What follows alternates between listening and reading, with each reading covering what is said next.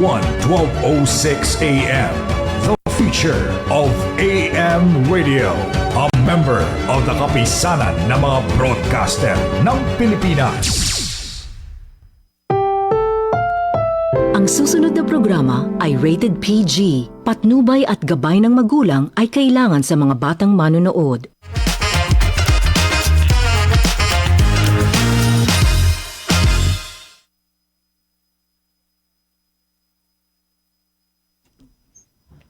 Okay, magandang hapon sa inyong lahat sa ating mga taga-subaybay. Kayo'y nanonood at nakikinig dito lang sa paboritong tambayan sa hapon. Walang iba kundi sa Barangay 1206. Ako po si Charlie Manalo, ang katambayan niyong laging nakasubaybay sa mga kasalukuyang mga at napapanahong kaganapan.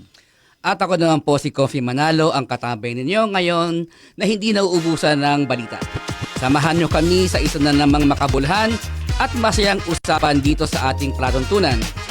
Tapan natin ang mga mahalagang balitang nangyari sa buong isang linggo. Kaya mga katambay, no, tutok lang. At wag niyong kayo bibitaw, no, maya-maya lang bibigyan namin kayo ng barangay roundup, o yung mga naging headline, no, ng mga mainit na nangyari itong buong linggo. Mga balitang dapat niyong malaman mula Lunes hanggang ngayong Biyernes. Kaya mga katambay, kung gusto nyong maging mas makilala kami at makasama sa ating mga live, follow na kayo sa aming social media accounts. Like at follow na sa Facebook, The One 1206 AM. Mag-subscribe sa YouTube at The One 1206 AM. At panoorin din ang ating digital channel 17. Paki-like at follow din kami sa TikTok at The One 1206 AM. And follow rin syempre sa ating Instagram, no, sa The One 1206 AM. At syempre, pas mga hilig mag-tweet, nandiyan din kami sa Twitter. X na ngayon to, di ba? X na X. Okay, at The One 1206 AM _. Kaya mga katambay, simulan na natin ang ating barangay roundup. Okay. Para sa ating unang headline, nitong nakarang Lunes, free Sunday train rides for groups starts June 1 under PPBMs. Pamilya Pass 1+3. Idlunsad ni Pangulong Ferdinand Marcos Jr. ang Pamilya Pass 1+3 promo, kung saan maaring magsama ng hanggang 3 kasamang libre ang pamasahe sa MRT1, MRT3 at LRT2 tuwing linggo simula Hunyo 1. Layunin ng programa na palakasin ang ugnayan ng pamilya at gawing mga accessible ang pampublikong transportasyon para sa mga pamilyang Pilipino. Tamang-tama to, no, linggo, syempre family day yan eh. Kahit naman palang gawin to, dapat noon pa, no, para sana masaya yung banding ng pamilya kada linggo. Yung 6.4 trillion pesos na inutang ng nakarang administrasyon, ginugol sa mga hindi kinakailangang sobrang vaccine. Kaya nga, ang daming nabulat na vaccine, ha? Marami na silang vaccine. Kasi Mayon na paalis na sila, bumibili pa para sa ating pangalawang headline itong nakaraang Martes, DOH seeks declaration of HIV public health emergency amid 500% rise in cases. Pumapila ang Department of Health na ideklara ang National Public Health Emergency dahil sa 500% pagtaas ng kaso ng HIV sa mga kabataang Pilipino na may edad 15 hanggang 25, kung saan ang mga pinakabata ay 12 taong gulang lamang. Babala ni Health Secretary Teodoro Herbosa, maaaring umabot sa 400,000 ang kaso ng HIV sa bansa kung hindi ito aksyonan. Kaya't kinakailangan ng agaran at malawakang kilos mula sa ating national government. Grabe to, nakakaalarma to. Pero mo, ang babata nito, no? Tas sila yung tawag dito, yung nangungunal sa kaso ng HIV. Kaso ng HIV. 12 years old. At nakakatakot dito. Parang wala nang kaingat. Hindi naman natin sa, tawag to, hindi po tayo nandito para mangaral ng moralidad. Pero, kung gagawin niyo po yun, sana, di ba? Noon pa na sinasabi yung safe, safe sex. Oo. Hindi mo, 500% yung tinaas ng kaso. At estimate na, abot ng 400,000 yung dami ng kaso. At ang nakakatakot rito, marami niya unreported tsaka unmonitored. Nga Kasi, ang problema sa HIV, nakikita mo yan, pagka yung symptoms mo, malala na eh. Oo. At actually meron na ngayon gamot, no, pero hindi naman para ano, para wala pa ring cure, no, yung HIV pag naging full-blown AIDS na. Pero parang retardant, no, parang dinidelay niya lang yung progression ng virus. Pero mahal yata ito. Kaya kita mo sino mga nakakapag-avail, di ba? Kita naman natin si Magic Johnson, 1990 pa nung lumabas siya na siya ay HIV positive, pero hanggang ngayon malakas pa. Pero yun nga lang, malaking halaga ginugugon niya rito. Kasi yung cases naman na pagka HIV carrier ka na, virus carrier ka na, hindi mo kasi ma-determine kung kaharap mo carrier Tapos yun nga sana paigtingin yung safe sex education sana lalo sa kabataan. Ngayon masyado sa aggressive. In fact, may ginagawa kong diyan investigative report, nakakatakot ngayon yung pagiging rampant nung online dahil because of the digitalization of everything do, pati yung prohibition ngayon digitized na, tsaka everybody. Kaya nga. Bukang matino pero yung mga pawok kung tawagin. Oo. At para naman sa tatlong headline itong Miyerkules, Democracy groups call on Senate to start impeachment trial of VP Duterte. Umapila ang Tindig Pilipinas sa Senado. Simulan na ang impeachment trial laban kay VP Sara Duterte. At nanawagan kay Senate President Chis Escudero na itigil na ang kapatagal o delaying tactic ng proseso. Kasama si incoming Congresswoman Laila de Lima at iba pa mga complainants, inano ng grupo ang mga pagkilos protesta mula Hunyo upang pigain ang Senado. Babala ni de Lima na ang pag-dismiss ng complaint ay labag sa konstitusyon at binigyan din na dapat makumilos ang Senado bilang hukuman, hindi tagapanood upang itaguyod ang Ito nakakatawa na lang to Alam naman natin yung impeachment process, political yan. Parang hindi yan parang isang trial yan, hindi kagaya ng korte. At the end of the day, magbobotohan din po yan batay sa kanya-kanyang biases for and against doon sa akusado. Pero eto, nasobrahan yata sa politika kasi parang naghahanda na sa sa 2028 elections. Tignan natin, parang natakot sila doon sa sa resulta nung nakarang eleksyon. Kaya parang ayaw i-antagonize ng mga senador na contender para sa 2028 yung mga botante ng Mindanao. Siyempre, ang iisip nila pagka sila ay nag-trial na. Kasi sinasabi ito, nasabi lang, hindi po kami, overwhelming yung ebidensya laban po kay VP Sara regarding doon sa corruption, sa confidential fund, at siyempre yung kanyang rant doon sa yung nag-hire siya ng papatay kay Pangulong BBM, kay First Lady Lam at kay Speaker Martin.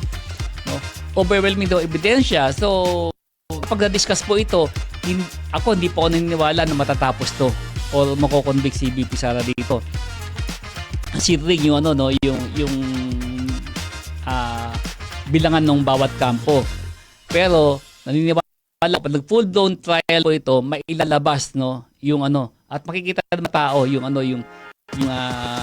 extent ng pang-aabuso doon sa pondo at iba pang aligasyon. Pero nga, ayaw antagonize ng mga contender para sa 2028 butante, lalo pa yung mga supporter ng Duterte.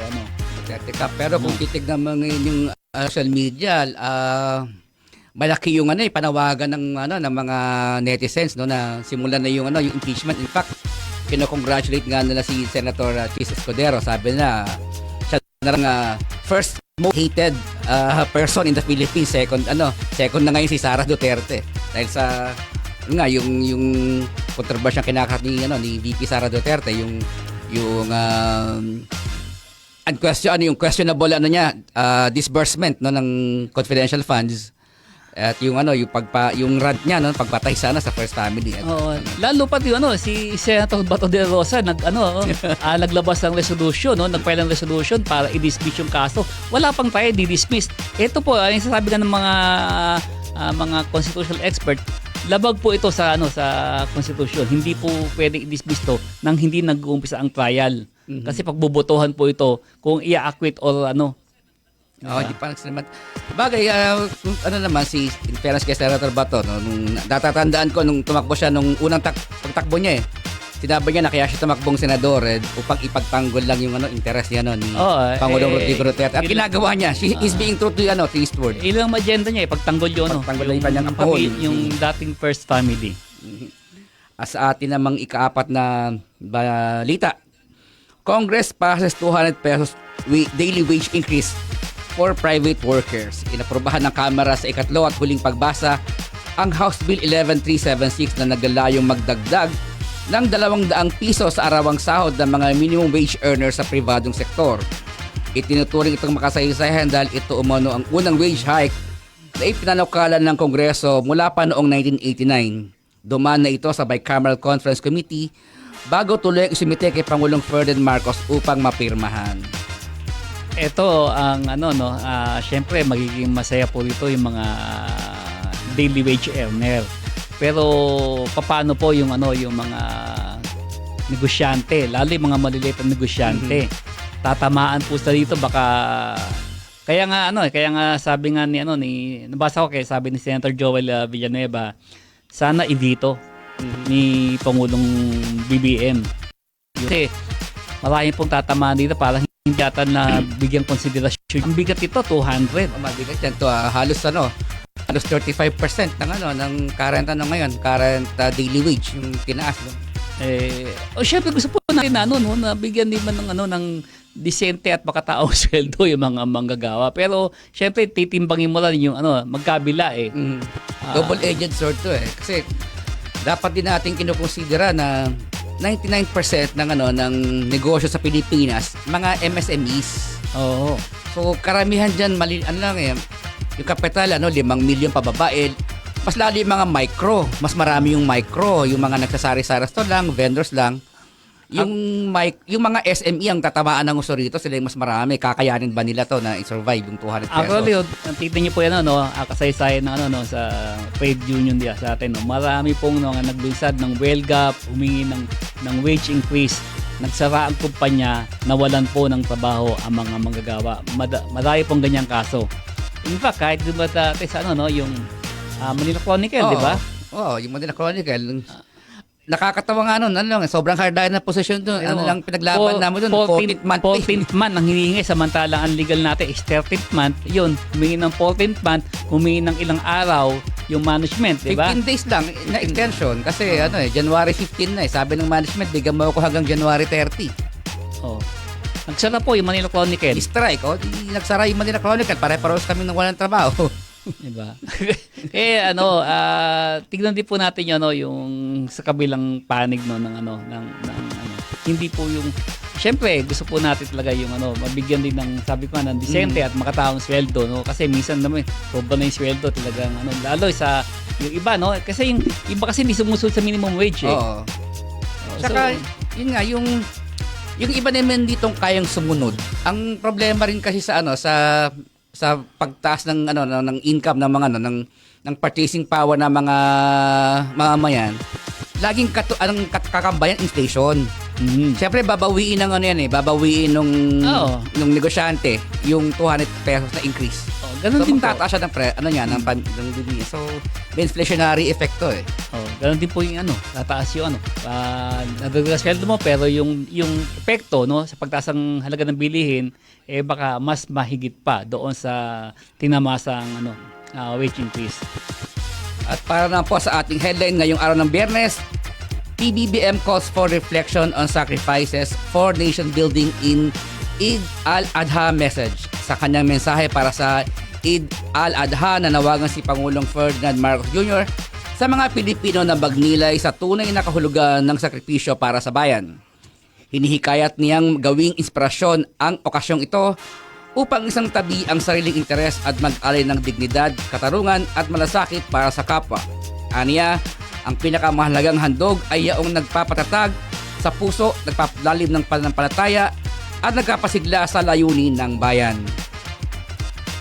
At yan mga katambay ang ating balita ngayong linggong nagdaan. Okay. sa puntong to, no, medyo di ano yung panahon, parang biglang Biglang pero ang alam ko, wala pa yata si Bagyo Auring, di ba? Malaman natin yan sa pag-asa kung nandiyan na sila. Alamin natin yung yung lagay ng panahon ngayon. Nandiyan na po ba yan, no? Ating Pag-asa. Pag-asa. Para po sa ating lagay ng panahon. O kayo ng umaga, mainit pa eh. Oo. Tapos biglang ng mga dumuhos ang ulan.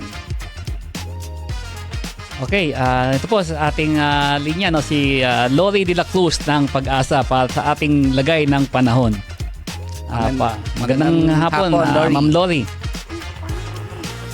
Magandang hapon din po sa inyo, sir, at sa lahat ng ating mga tagapakinig.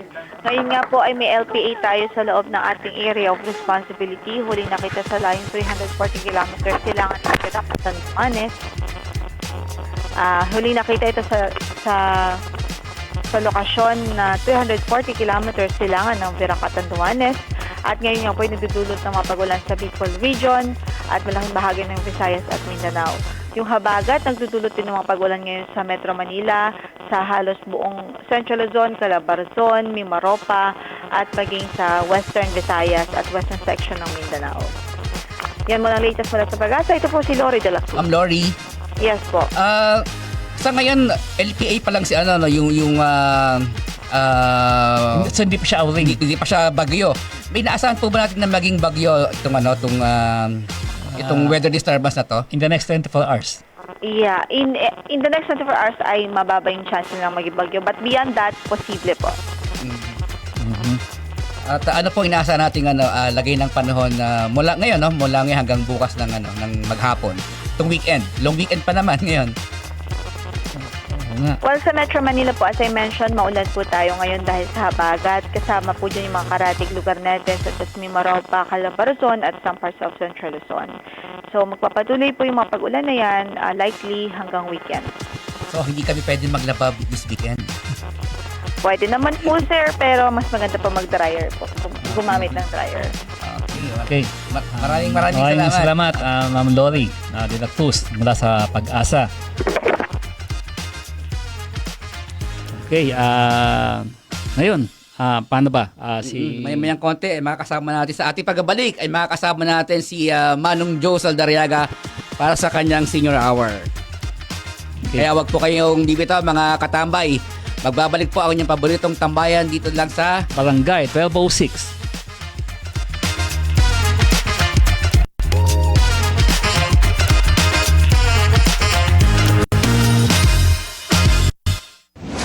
Fake news equals fake life. Hindi lahat ng nababasa mo online ay totoo. Paano iwasan ang disinformation? Basahin ang source. Kwento-kwento lang. I-check ang profile. Totoong account o troll farm? Hanapin ang ebidensya. May suporta ba? O puro haka-haka? Mag-isip bago mag-share. Isang maling click, libo ang malilinlang. Bawal ang marites na nagpapakalat ng chismes. Isang paalala mula sa IBC at di 1:12:06 a.m. Iwasan ang fake news. Piliin ang katotohanan. Turn up the energy and let the mobile circuit take you on an electrifying ride. Every Friday night, experience the ultimate party vibe as the hottest mobile DJs light up the airwaves. Spinning non-stop hits from 10 p.m. to midnight with The Sting and DJ Yana bringing the heat. It's a show that's guaranteed to keep you moving and grooving. Only on the 1:12:06 a.m. The future of AM radio.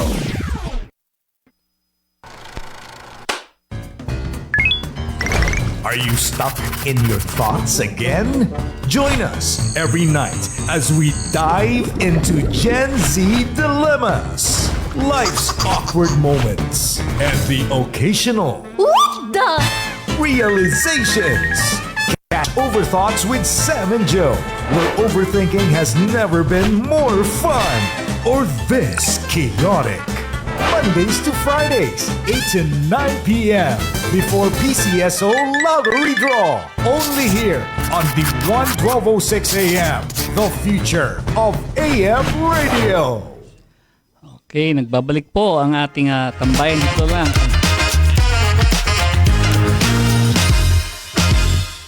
Okay, nagbabalik po ang ating tambayan dito sa Barangay 1206. At sa puntong ito, no, pag-usapan natin naman yung artificial intelligence. At para po bigyang lalim ang usapan sa artificial intelligence ay makakasama natin si Manong Joe para sa kanyang senior hour. Pasok, Manong Joe.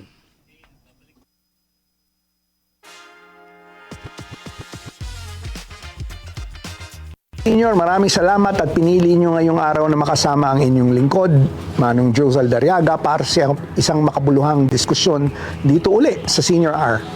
Ngayong araw, pag-uusapan natin ang isang seryosong banta na dapat nating pagtuunan ng pansin.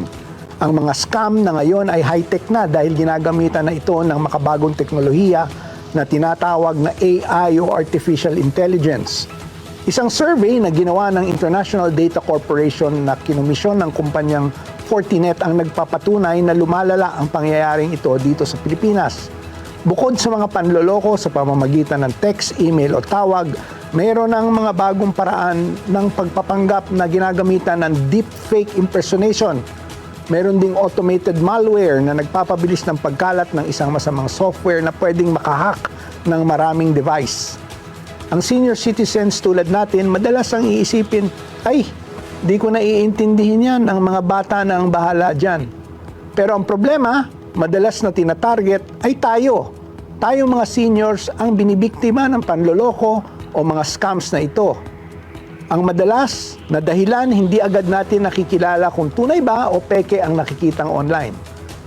Kaya mga ka-senior, panahon na para tayo maging mapanuri. Huwag magpadalos-dalos. Bago mag-click o mag-share, think ka muna.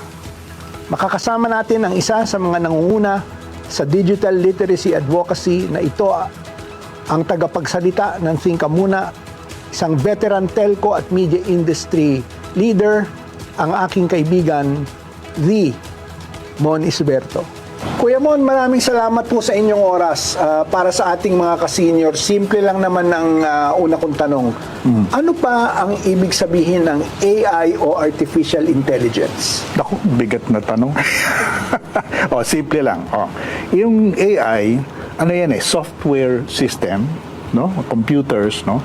Pero itong software system nito mabigat dahil napaka-intelligent niya. Para siyang tao. O mas matalino pa sa tao. Pwede, yung nga nakakatakot. Pero ibig sabihin, halimbawa, kung tanangin mo yung isang AI platform katulad ng ChatGPT o Microsoft Copilot, sino ba ito si Joe Zaldariaga? Naku, Diyos ko, haba-habang kwento niya. Sasagot yan, ano? At lahat ng storya mo, ikikwento niya. Sa dami ng AI tools ngayon, mukhang nagagamit na rin ng scammers ang teknolohiya na Ayun. ito para manlin lang o makapagloko ng tao. Well, yun nga ang problema, no? Kasi ang AI ay katulad ng anumang kagamitan na na-imbento ng tao. Pwedeng gamitin sa mabuti at pwede rin sa masama. Oo. So, ngayon, ang nangyayari, marami mga may kalokohan sa isip na gumagamit ng AI. So, yun ang problema. Nagkakaroon tayo ng mga cases. Paraming cases ng fake video. Halimbawa, ako, yung mukha ko, gagamitin para sabihin kung ano-ano. Pwede na gawin yun. Alam mo, kuya mo, nangyari sa akin yan, mga ka-senior. Oo. Ini-endorse ko daw yung isang energy-saving device. So, I had to go and talk to our media friends and say, hindi po ako yun. Dahil yun nga, ginamit at sinabi, ini-endorse ko daw. Lingid sa kaalaman ng marami, actually, meron akong video na sinasabi ko, huwag kayong maniniwala dyan. So, Okay. baliktad yung ginawa nitong mga Ginanon nila. scammers na to. Oo. Binaligtad nila. Pero boses ko, Kuya Mon, Yun. At ako mismo yung nando doon. So, medyo tulad na ang sinabi mo, ganun katindi ang AI? Ang problema ngayon, Joe, is that it's become so intelligent na all they need is a few seconds of your voice and a few seconds of your video. Pwede nang gamitin yun para gumawa ng fake video. Ano-ano pa, Kuya Mon, yung mga red flags na dapat bantayan ng mga co-seniors natin para malaman kung ang isang content, email o message ay peke o gawa sa AI? Okay, in the old days, John, pwede pang halimbawa makikita mo yun dun sa mga fake videos.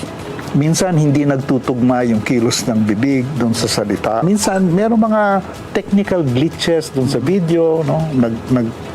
Nagwe-waver. Pero unfortunately, the technology is getting so good na pakunti na lang yung mga ganong klaseng aberya. Kaya ang personally, ang ina-advise ko na lang sa mga kaibigan ko, alam mo, minsan yung technical, minsan hindi mo na magagamit yun, no? Dapat tignan mo kung ano yung estilo ng video halimbawa na ginagamit o ng audio, no? Halimbawa, usually ang ano niyan, isang red flag, halimbawa, nakakita ka ng video tungkol sa isang tao, very sensational yung balita. Meron siyang sinasabi na, nakakagulat. Hindi mo inaasahan na sasabihin ng tao yung sinasabi niya. Pag gano'n na nakikita nyo, kasi usually yun ang red flag eh. The fake video is almost always very sensational. No? There's a very sensational claim or yung sinasabi ng tao ay very unexpected. So, yan ang isang maliwanag na red flag. Personal information, birthday, address, lalo na yung kung meron kang bangko, etc., yung account information mo. Pag tinanong ka ganun, siguradong ako, 100% fake yun. Kasi, if you listen to the official statements of the banks, for example, sinasabi na nila, they will never ask for your personal information online. Ano yung think ka muna at paano ito makakatulong sa mga seniors tulad natin na gustong matutong maging ligtas online? Okay. Yung think ka muna isang tinatawag namin media information literacy advocacy. No? Nagsama-sama po ang mga iba't ibang kumpanya ng Media Quest Group, PLDT Smart, at saka kapisanan ng broadcaster ng Pilipinas. Ito ay mga media companies at saka telco companies. No? Ang gusto namin i-promote is yung ang tinatawag namin media information literacy. Sa madaling salita, mag-isip mo na bago kumilos. Okay? Kumbaga, yun, mga ka-senior, mag-isip muna bago kumilos. Kaya nga think ka muna eh. Yun ang pangalan ng Bakit? Kasi to make a long story short, Joe, yung pag-iisip bago kumilos, yun ang tinatawag namin the beginning of wisdom. Na beginning of wisdom that is very important and very critical. Kung hindi tayo maghihinay-hinay at mag-iisip muna bago maniwala at worse, kumilos. No? Pipindot ka ng botones o magkiklik ka ng link.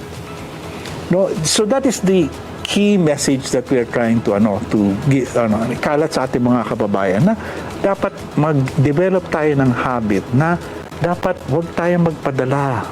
Dapat maghinay-hinay. Kuya Mon, may debate ngayon, Ito bang AI kaaway o kaibigan? I remember, naging topic ko ito dun sa International Association of Business Communicators Asia Pacific membership meeting.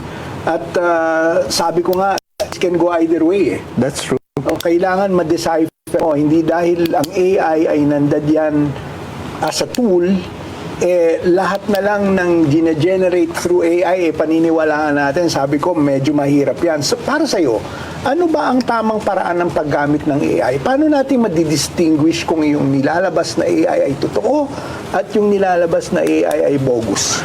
Alam mo, napakahirap yan, Joe, because like I said earlier, the technology is getting better and better.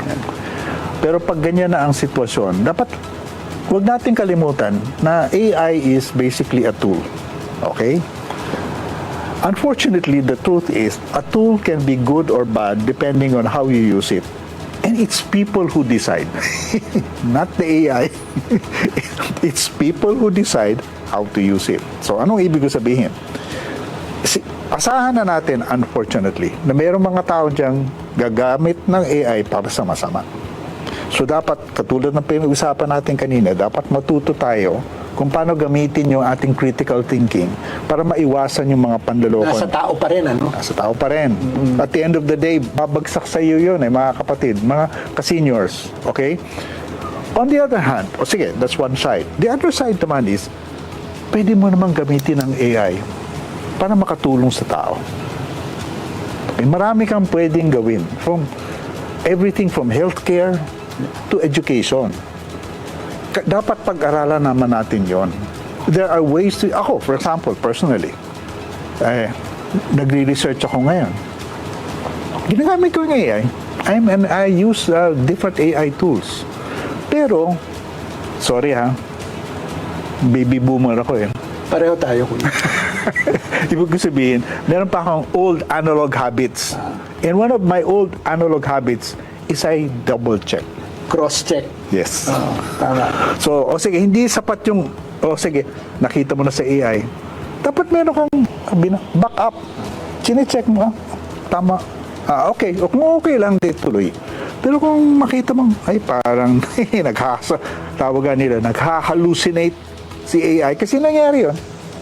Ang AI naman talaga, hindi naman 100% yan eh. Sometimes it will really give you a stupid answer. No? So, you won't know that if you don't check. Yes. So, ang habit talaga ng mga baby boomer, I always double check. Double check. Double check. Huwag kang mag-umasa na lumabas yun, tapos na. Wag ganun. O mga ka-senior mag-double check. Alam mo ninyo sa generation namin, ang inabot namin, index cards. Kaya from the index cards, hahanapin pa po namin yung libro. But now that AI and the information is so easily accessible, it's very important to double check, sabi nga ni Kuya Mon. Ano po yung mensahe ninyo para sa ating mga senior citizens at ating mga kapatid pagdating sa pagiging ligtas, alerto at mapanuri sa digital world? Alam mo, mga kapatid, mga ka-senior, alam mo, minsan kasi marami sa ating mga ka-senior ay nai-intimidate sa technology. Parang, hindi ko kaya yan. No? Ako ang suggestion ko, kung meron kayong mga gustong gawin na hihirapan kayo dahil hindi nyo naintindihan, kausapin nyo yung mga apo nyo. Kalain nyo, paano ba gawin ito? Paano bubuksan itong window na ito? Yung ganyan-ganyan. Kasi, ako sigurado ko mas marami siyang alam kaysa sa'yo. Totoo yan. Pero importante kasi na ikaw, kahit na senior ka na, kasi magagamit mo yung digital technologies makakatulong yun sa iyo. Ang importante, malaman natin kung paano gamitin. At paano gamitin ng tama, at paano gamitin ng ligtas. Napakaganda nung binitawan na yun ni Kuya Mon. Kailangan talaga natin unang-una maging careful, maging mapanuri, wag basta maniniwala, at ang tumatak sa akin, Kuya Mon, double check. Dahil hindi natin alam kung yung nilalabas na info care of artificial intelligence ay tama o mali. Kaya mas maganda, double check natin, wala naman masama doon. Maraming salamat, Kuya Mon, sa iyong panahon at napakahalagang paalala. Talagang dapat think ka muna bago mag-click, mag-share o magtiwala sa kung anumang mensaheng natatanggap natin online. Mga ka-senior, tandaan natin, ang technology ay makakatulong kung marunong tayong gumamit nito. Pero kapag naging pabaya tayo, maaari rin tayong maloko at mapahamak. Kaya mula ngayon, bago magpaniwala sa kung ano-anong nakikita o natatanggap nyo sa internet, sabi nga ni Kuya Mon, think ka muna. Hanggang sa susunod na episode ng Senior Hour, ako po si Manong Joe, ang inyong lingkod. Maraming salamat po sa inyong lahat.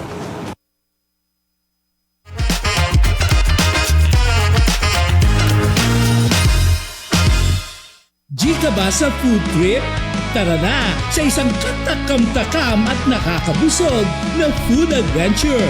Makakasalo natin ang pambansang pantangalumay, Mark Logan at Daniela Sangalang. Halika na! Republika na sa Pilipinas! Tuwing Miyerkules, 5:30 p.m. to 6:30 p.m. Dito lang sa radyo ng Bagong Pilipinas, Diwan 1206, the future of AM radio. Looking to level up your brand?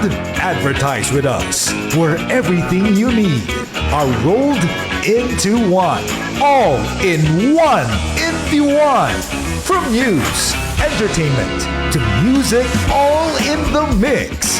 The 1206 AM is your partner in reaching real people with real impact. For inquiries, send us an email at logansrunprod@gmail.com or get in touch with us at 02-7001-3053. The 1206 AM, the future of AM radio. Mga showbiz chika at intriga. Ano nga ba ang latest sa mga paborito mong artista? Huwag mag-alala dahil sina Miss F at Joey Austria na ang bahala. Dadalhin nila sa inyo ang latest trending topics at freshest news in the showbiz world. Dito sa EPAL o EPAL, eto pala ang latest. Tuwing Lunes hanggang Biyernes, mula alas 12:30 hanggang alas 2 ng tanghali. Dito sa Diwan 1206 AM, ang radyo ng Bagong Pilipinas.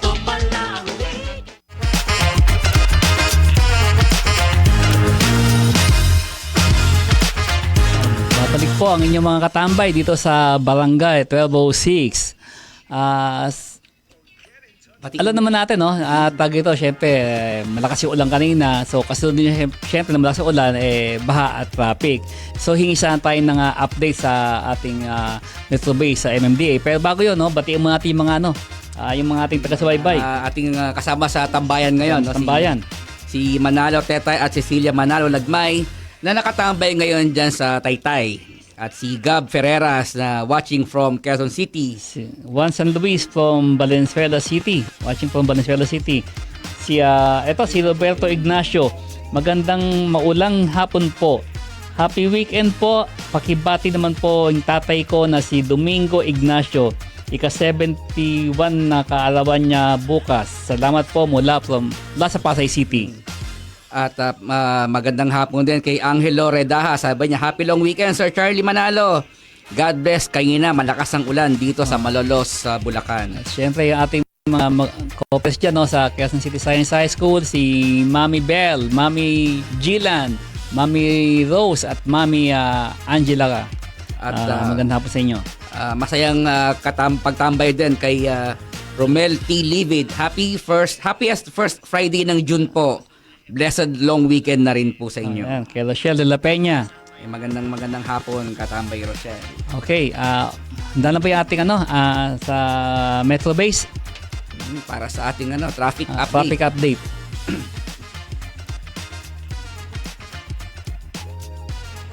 Okay, hintayin na natin, no? Pero in fairness, buti na lang ngayon, holiday. Oo. At hindi ganun ka traffic. Hindi ganun ka tindi ang epekto, no, nung biglang pagbuhos ng ulan. Kasi bigla diba?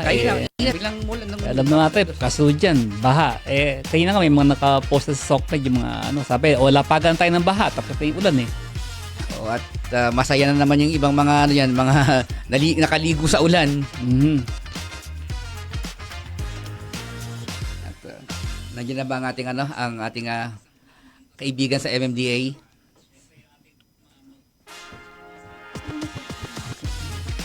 Okay, magandang hapon po.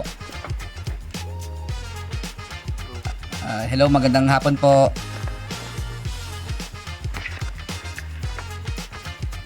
Sir, okay na po. Okay. Okay. Opo. Nandiyan na po ba yung taga-MMDA? Maraming MMDA Metro Base?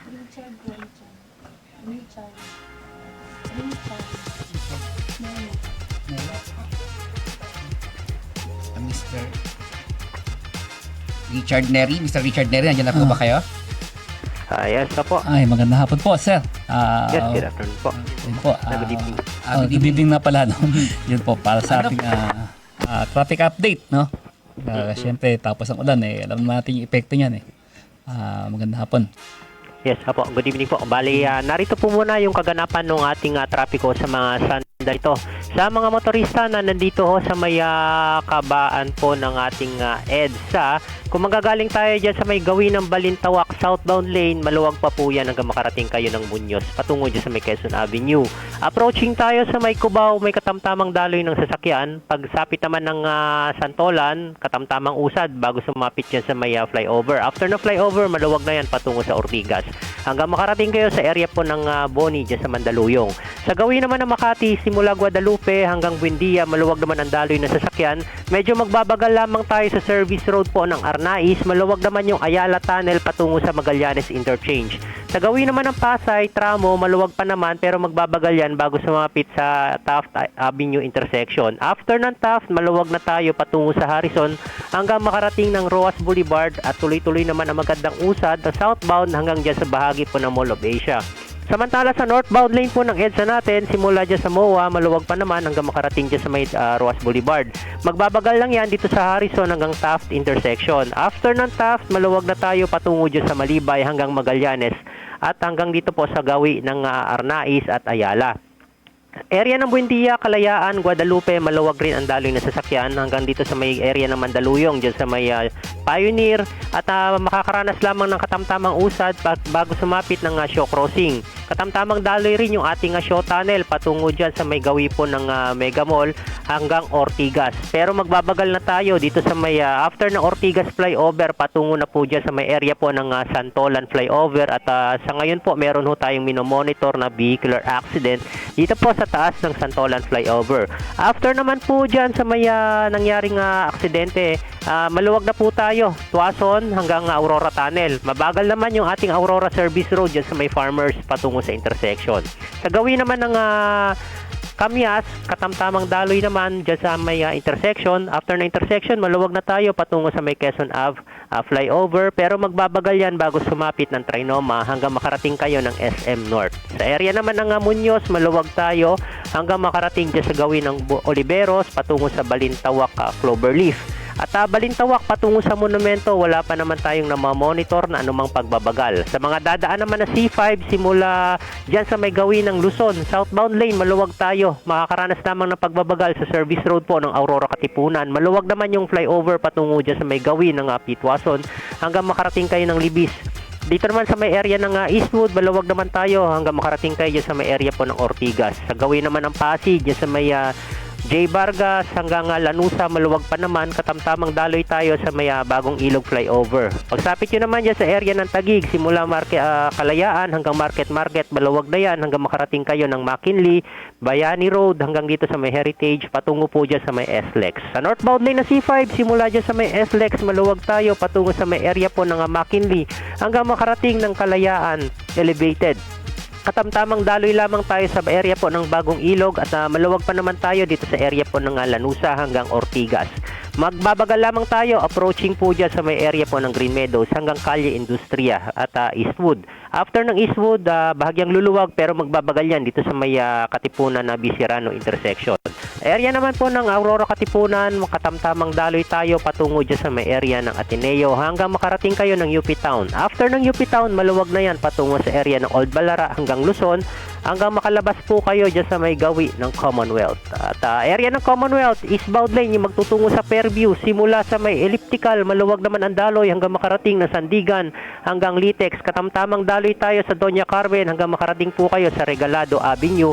At after na Regalado Avenue, maluwag na tayo patungo po dyan sa may area ng North Fairview. Samantala sa westbound lane o yung pabalik dyan sa may area ng patungo ng Circle, simula North Fairview, maluwag naman hanggang makarating kayo ng area ng Como Market patungo dito sa may bahagi po ng Luzon. At maluwag naman simula Luzon din hanggang makarating ng Techno Hub pabalik dyan sa may Elliptical Road. At yan po muna ang lagay ng trapiko natin sa mga oras na ito mula po dito sa MMDA Command Center Metro Base.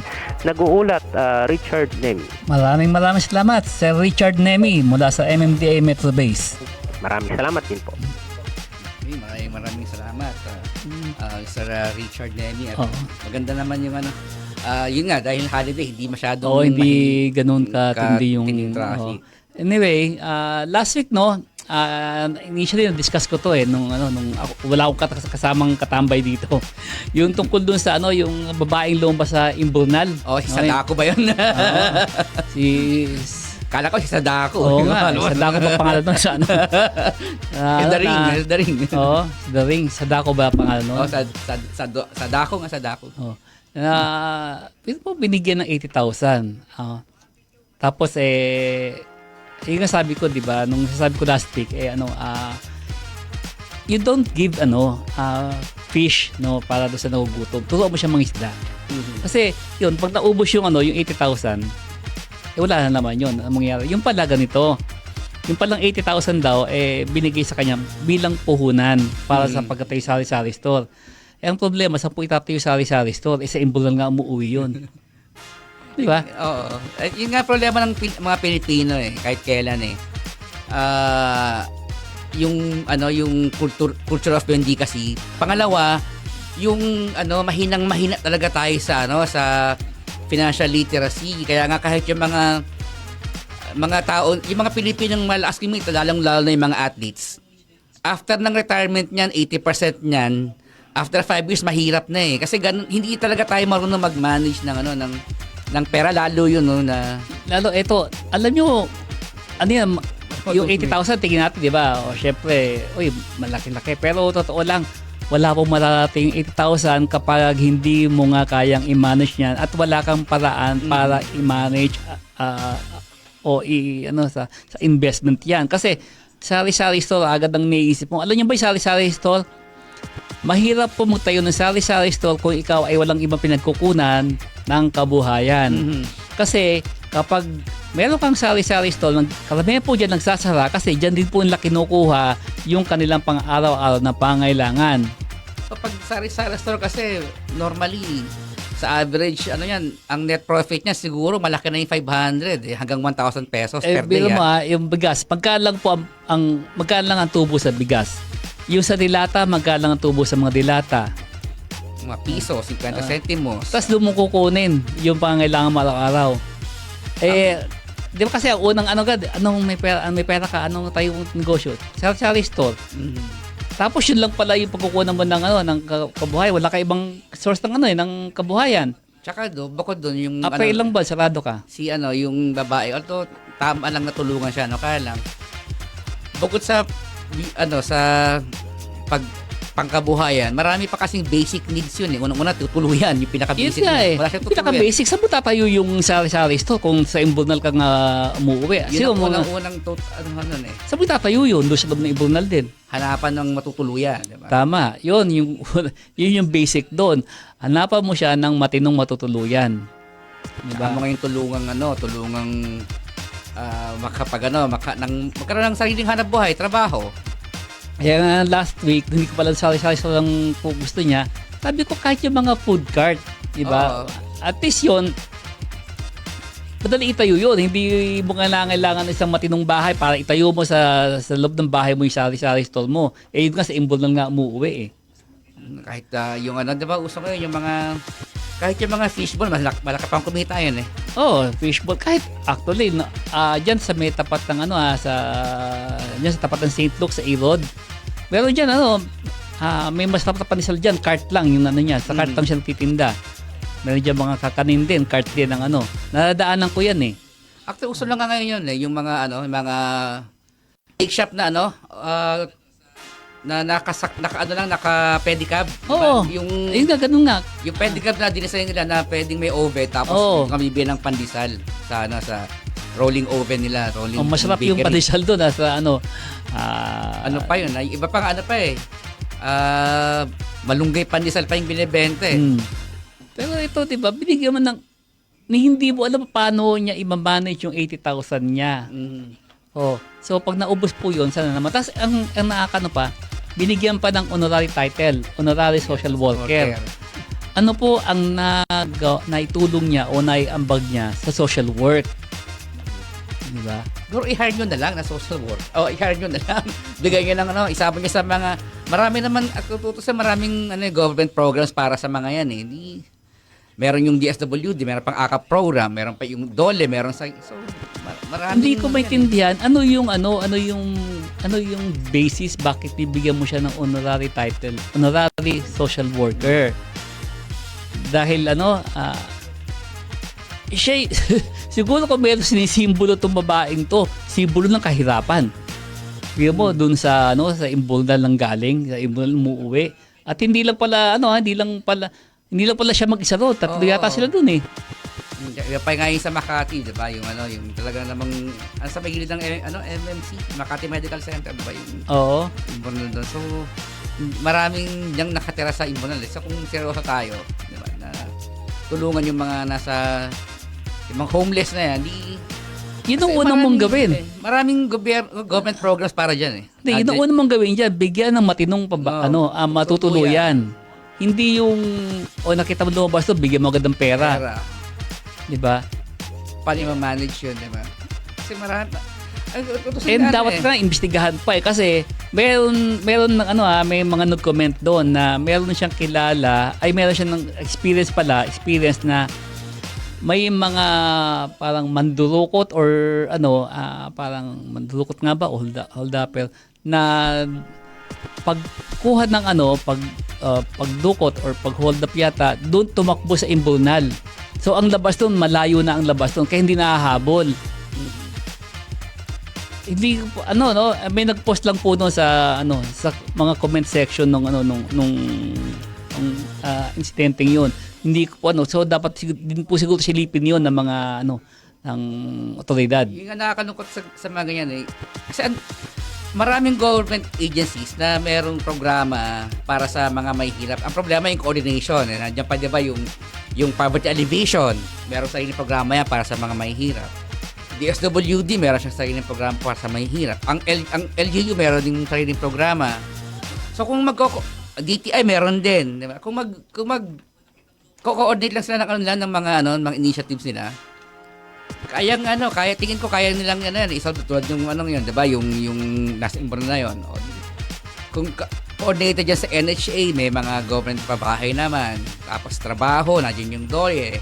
Kabuhayan, nandiyan pa yung DTI, mayroon nagpapautang yan ng puhunan sa mga mahihirap eh.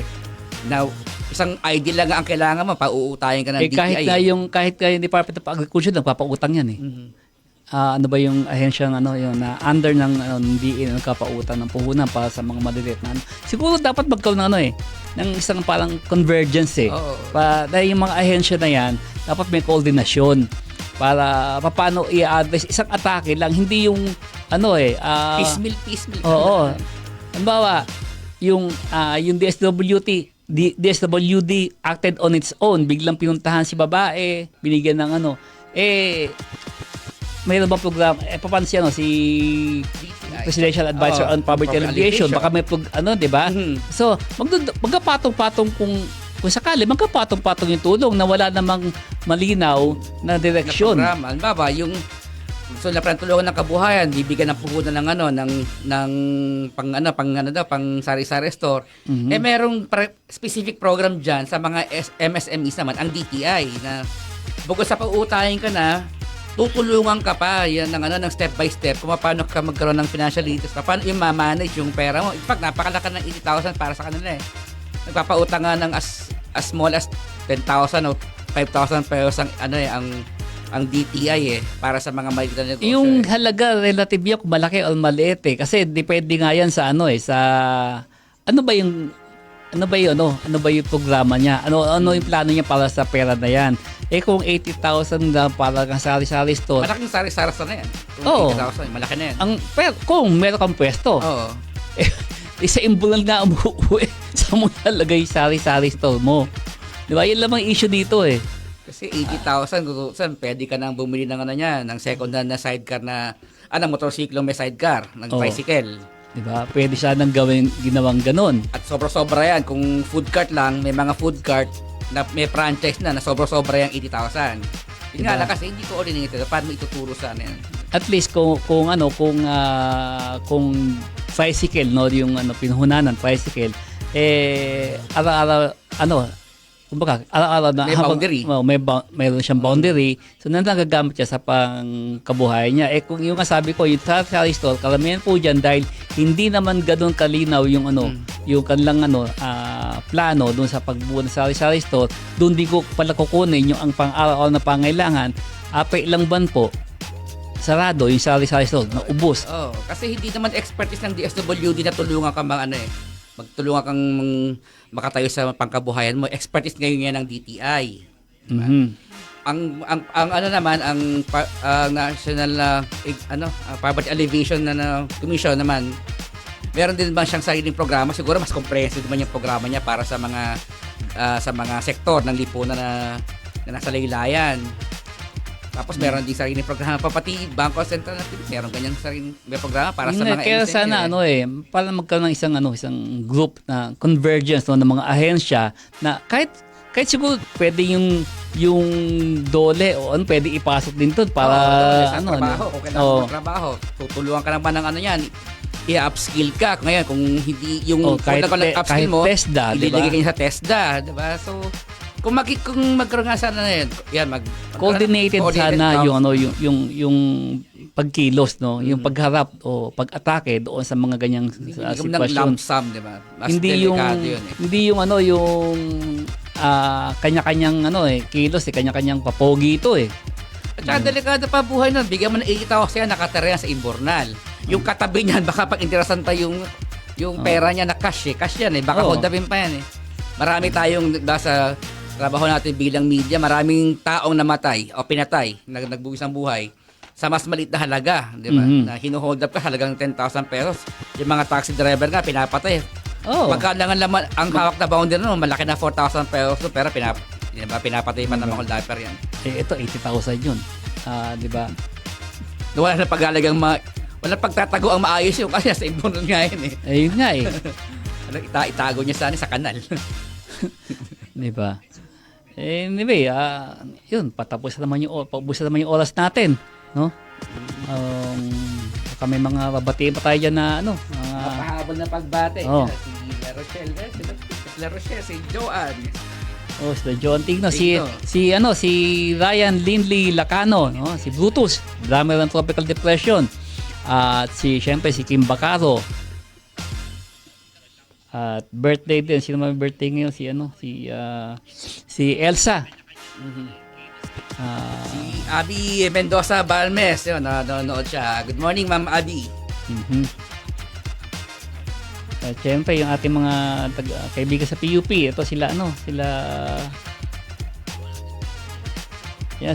Alexa Franco, Rebecca Soto, sila Cyrus, si Rel Gian Hernandez, Andrea Marisi, si Angel, si April Joy Pulga, Erica Cantong, Jessica Galicto, at yung mga si mahisipan Josa Raponcel Par, si Luke Perry Saicon, si Mab Puli, Marcus Albante, si Noah, si Rupert Liam Ladaga, si Shean Magnaye, si Cyrus Barcelona. Masisipag to, no? Ito mga taga PUP to. Estudyante ng PUP na sa atin ngayon nag-OJT. Nag-OJT. Masisipag. Yan? At magagaling magsulat, magagaling. Magagaling to. Kaya nga yun. Kaya yun, yung kung mababasa nyo ngayon yung Chronicle, yun, karamihan po sila ang andun. Ang ating manunulat. Ang galing siya na magbasa ng Daily Chronicle. Ang ating digital newspaper. Ating virtual newspaper. At mga katribo, makatambay, sorry. Dito po nagtatapos ang isang namang oras na hitik sa impormasyong panlipunan. Huwag kalimutang i-like at i-follow ang aming social media accounts para updated kayo mga katambay. Facebook, The One 1206 AM, YouTube at The One 1206 AM, TikTok at Instagram at The One 1206 AM, at syempre ang Twitter namin sa The One 1206 AM _ at of course ang digital channel natin, ang Channel 17. Ayun nga pala, no, si Kabise, si Arturo Castro na nanonood din. Kabise, buhay ka. Kabise, mabuhay ka hanggang gusto mo. Magandang hapon sa'yo. Muli, ako po si Charlie Manalo. At ako naman po si Confi Manalo. Hanggang sa susunod na linggo, dito lang po sa ating tambayan sa Barangay 1206. Magandang gabi sa inyo. Magandang gabi mga katambay.